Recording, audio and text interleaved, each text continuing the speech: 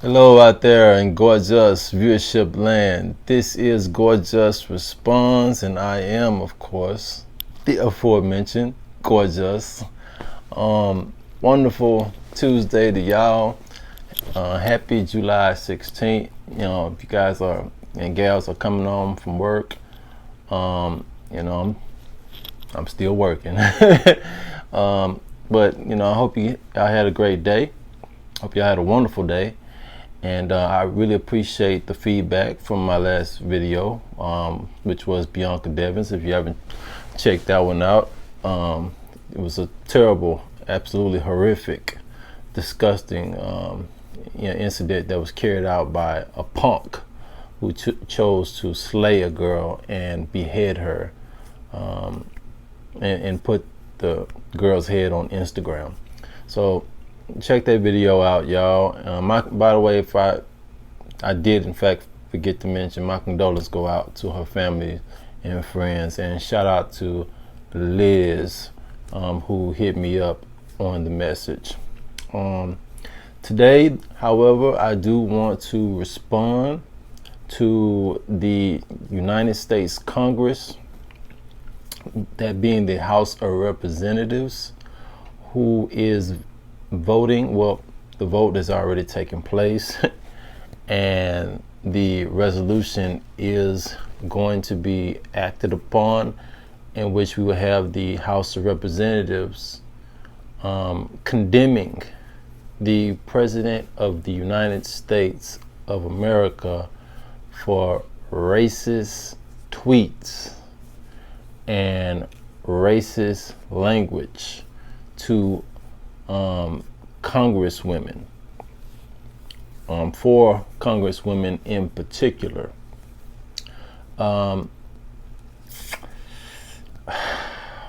It's just not really a good look for the President of the United States. Now, I want to, say this before I say what I'm going to say, and that is that, politically speaking, I don't really talk about these politicians by name, or rather, actually speaking, I don't talk about these politicians by name, because politicians are put into their seats and put into their office by we, the American people. Like, we voted them into that office. They're not there to, strengthen their brand, or get a brand name, a personal brand name, or get, X amount of million Twitter followers, or, be on magazine covers and, on all these shows, TV shows and what have you, get movie deals and get, book deals and what have. They're not there to do that, people. This is what I want to talk to y'all a little bit about today. These people that we elect to our Congress, to our legislative branches, they're not there, or rather legislative branch, they're not there to serve their own will. They're there to serve the will of the American people. They are their voters, surrogates in the districts that they come from, in the sectors of the countries and the states that they're from. They're there as surrogates to those people who casted votes for them, who they begged and pretty much pleaded, to give votes to them. They're there to serve them and do their will, not their own. So I don't want, to highlight all these Congress people who are, so well known or popular in the media, and on every TV news channel that it's not about that. They're there to serve the people that voted them into that office, into that seat, and cast votes accordingly to those people's politics. That's who they're there for. In other words, what I'm saying to y'all, those are our seats that these Congress people are occupying. and the President of the United States is occupying. That is our office, because the American people voted for him. Now, I'm not going to tell you, how I vote and who I vote for, who I don't vote for. I mean, that's not what this show is about. However, I will tell you that I am an independent thinker. I don't think in terms of one particular party line or another. I am my own self independent thinker. If I want guns, I'm gonna vote for guns. If I want abortion, I'm gonna vote for abortion. If I want a strong military, if I want strong borders, and I want abortion, and I want gay marriage, then that's what I'm gonna vote for. I don't go by certain tenets of a party.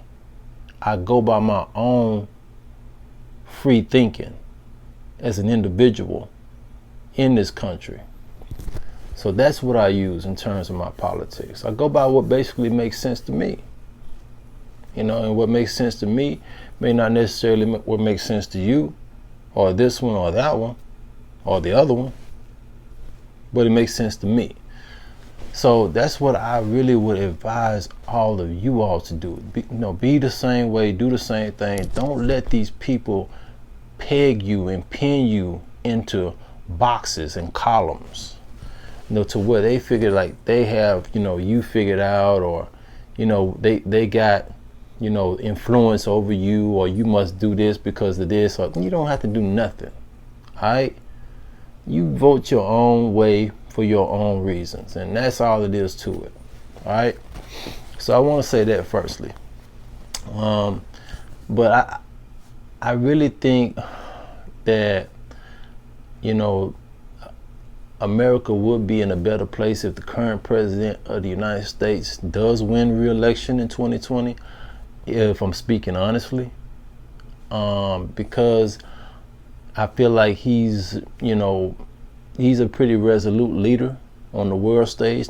We see what he's done, on the domestic stage in terms of the economy, now booming, basically soaring. Everybody I know got jobs. Everybody got jobs. I don't know anybody who is not working. Do you? I don't know nobody not working. I'm not saying that there are people out there that are not unemployed. What I'm saying is that there are more people working today in the United States of America at any point in time throughout our history. Now the country, the numbers have changed, obviously. And I'm not attributing all of this credit on the current president of the United States or his administration. But what I'm saying is, under his presidency, this indeed has happened and taken place. And so obviously the President of the United States, in terms of his policies, in terms of his deregulations, in terms of his tax cuts, in terms of him getting rid of the mandate on Obamacare, which, who liked that? I didn't like it. Did you like it? I don't know anyone who did like it. I hear what people say, yeah, but I'm just telling you as a person as I hear, right? I don't know anybody that liked that mandate. So doing away with that and the accomplishments that he has made on the world stage in terms of getting more respect back to the United States of America in terms of strength, in terms of, a show of brawn abroad, with North Korea, with Syria, the talks and, the threats and basically the promises. If y'all seen my videos, y'all know what I'm talking about when I talk about Iran. So, the President of the United States has been a resolute leader.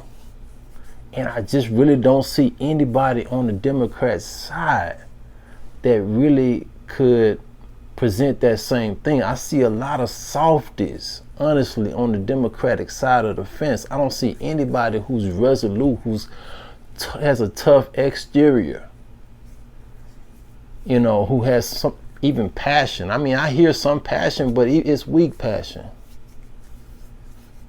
You know, I don't see any strong leader. And right now, America needs a strong leader because, as y'all know, as I've been telling y'all, these are dangerous times that we're living in now.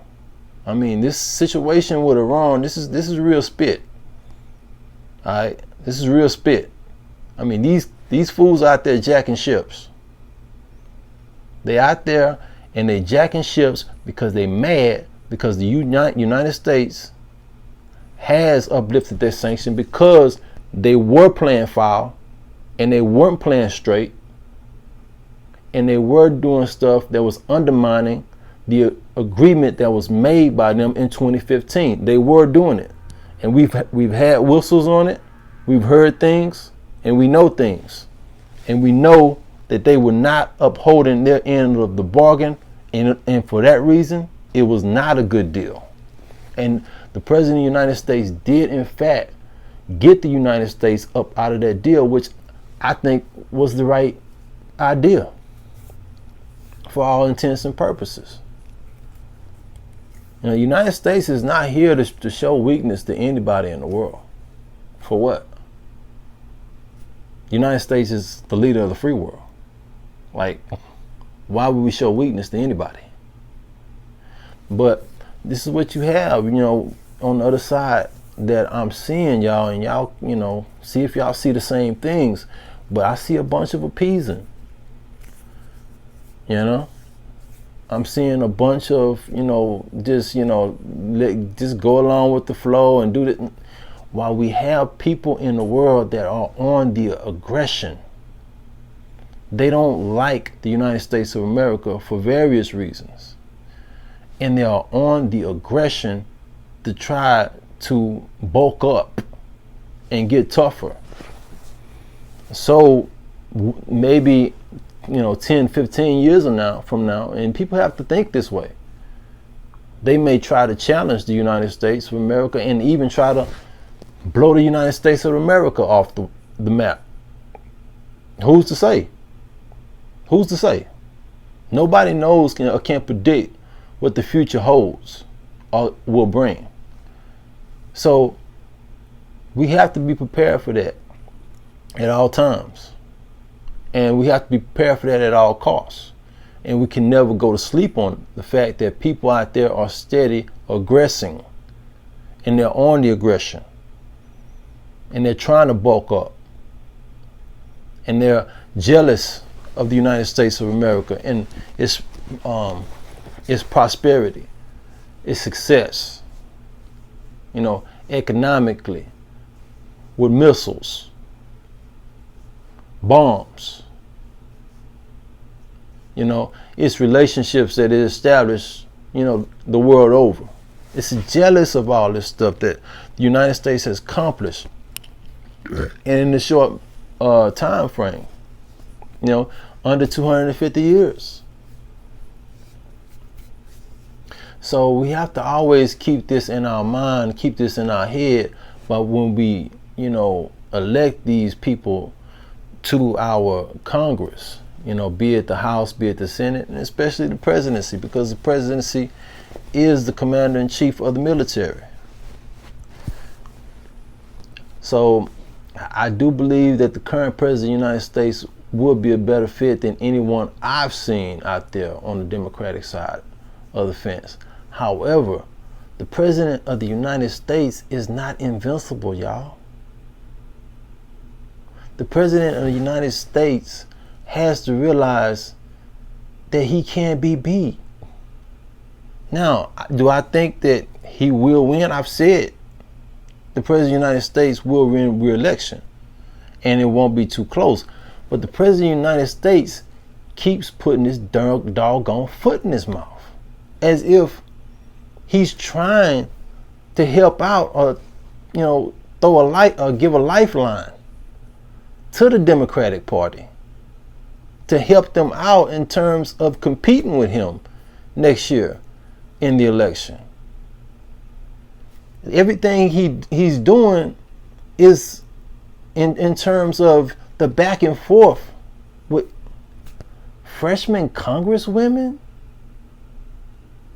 Y'all, we talking about the President of the United States of America. What the heck is the President of the United States of America fisticuffing about verbally over Twitter with freshman congresswomen? You can't be serious. And it just really comes down to it. It's about ego. I mean, we know the President of the United States has a more than healthy ego. But in that right there, his ego throughout, his career has been his strength. But more and more we start to see what his weakness is as well.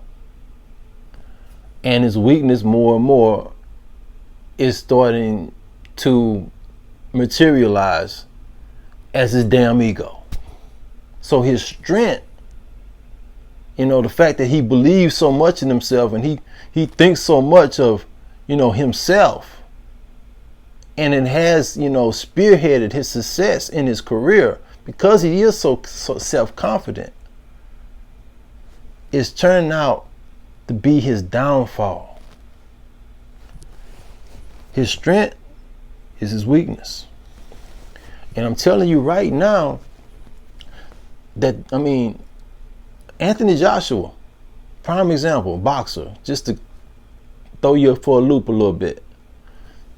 22-0, right? 21 KOs, right? World heavyweight champion in the world. Unified heavyweight champion in the world, basically. Right? Goes to a fat Mexican. And that's no pun. If you've seen the current heavyweight champion of the world in boxing, Anthony Ruiz, you'll know that he's basically a fat Mexican. All right? Now, I'm not going to say that to his face because I don't want him to knock me out. But that's what he is. All right? Anthony Joshua is basically sleeping on the dude. What happens to Anthony Joshua? Anthony Ruiz knocks him on his ass. Knocks him dead on his ass. Anthony Joshua can't get up. He can't recover from it. Knocks him out. So I say that to say just too comfortable. Too much thinking you got this in the bag. A fat Mexican, I'm Anthony Joshua. I'm 22-0. I'm 21 KOs. I'm fighting this guy right here. Look at him. Look at me. Sleeping on the dude. What happens? Dude comes in there with aggression, with heart, with a game plan, executes, knocks out Anthony Joshua. Anthony Joshua got a loss on his belt, and now he ain't champion no more. So what I'm saying is, the President of the United States is feeling himself, and he's feeling himself too much. He's thinking he's invincible, as if the Democrats can't beat him. And it appears, with everything in his favor, you look at the economy and the way it's booming. You look at the military and the way that he's strengthening it and putting more and more money into the military might. The things he's done for veterans. You look at now the fact the United States of America is energy independent. Now has its own oil that it's relying upon and not foreign oil anymore, which is strengthening its economy more and more. Do you look at the fact that he's bringing jobs back to the United States from overseas because of, his strategic tariffs?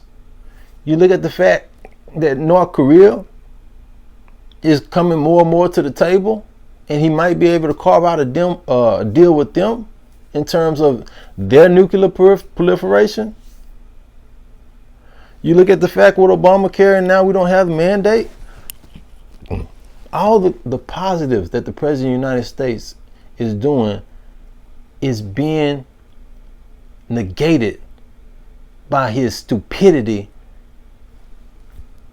in verbally spatting over Twitter, of all things, with 4 freshman congresswomen from the Democratic side, talking about racism. Now, he didn't even say go back to your country. He said go back to where you came from. which meant the districts that voted them into the House of Representatives. But of course, the media, which is all what? Which is majority what? Left, Democrat, right? They twisted it. And so now he's getting all kind of heat. You know, the President of the United States wants us to go back. That's all you're hearing. Go back. President says go back. You know, you don't fit his white America image. You know, you need to go back to your, ethnic countries. And he didn't even say that. But it's getting twisted that way, and it's getting twisted that way successfully. That's the point. And the Democrats are twisting in it. Here's the thing. The President of the United States doesn't understand these Democrats are not going to stop. You may think, you go to these crowds, you go to these rallies, and you're thinking that this right here is what it's all about. Yeah, your base is fervent. Your base is not going to leave you. The conservative base will not leave the President of the United States. You know who will leave them though?